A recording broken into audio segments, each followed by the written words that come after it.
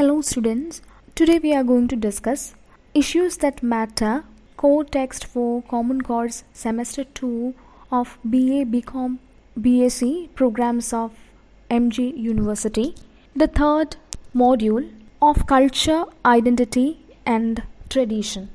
So first I shall give you an introduction on this module and then we can go in detail the 3 chapters included in this module.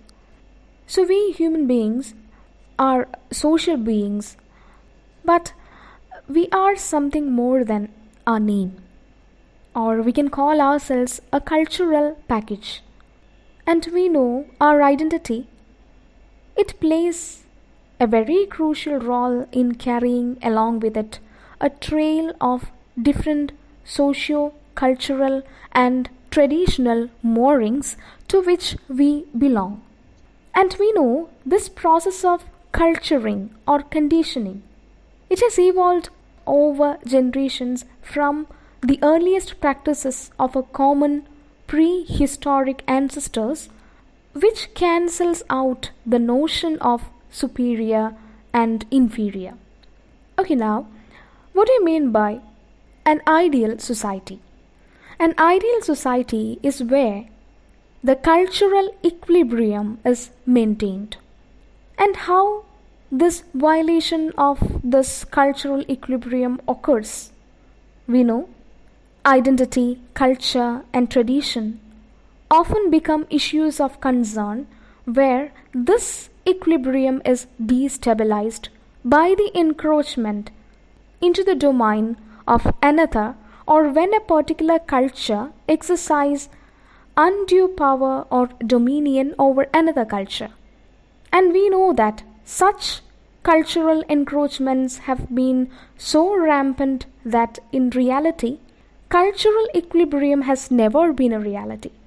It just remained a dream. And we can see that at a particular level and to a great extent, these cultural encroachments have been productive, for they provide space for cross-cultural exchanges.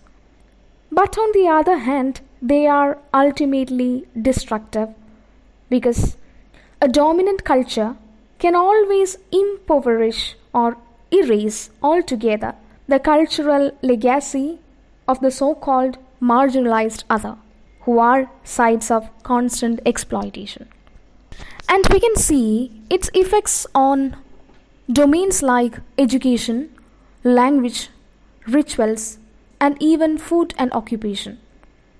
They have used concepts like education, language, food, occupation, and other customs as tools of subjugation or instruments of oppression by alienating people from their indigenous culture and practices.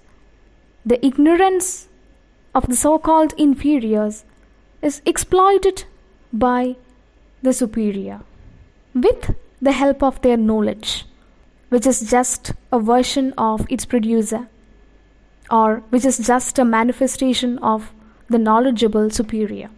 And that is what we can see in Dalit and Naga literature. So we can rightly classify these under literature of resistance. And obviously, always such literature have emerged from the marginalized community. And we can classify literature of resistance into 3 distinct forms. Mainly, first one, literature of opposition. That is the opposition to the dominant culture, where strong opposition is orchestrated by the oppressed against their oppressor. Second one, literature of reality. That is of the dominated status, which depicts the dominant culture exercising dominion over the inferior culture. And the third one, literature to reclaim and reinforce their native culture. And we can see that representative works from all the categories of literature are given in this module. The first chapter is The Poison Bread by Bandhu Madhav, which depicts the pathetic plight of Dalits in a caste-ridden society. The second chapter is A Trip Westward by Seet Kalasa, which speaks about the parasitic white settlement that has sidelined the Native American tribal culture. The third chapter is The Port Maker by Temsula Au, which tells the story of a young girl who strives hard to reclaim her native culture, which was on the verge of negligence. So we shall discuss in detail each chapter of this module in the coming videos. Thank you for listening and watching.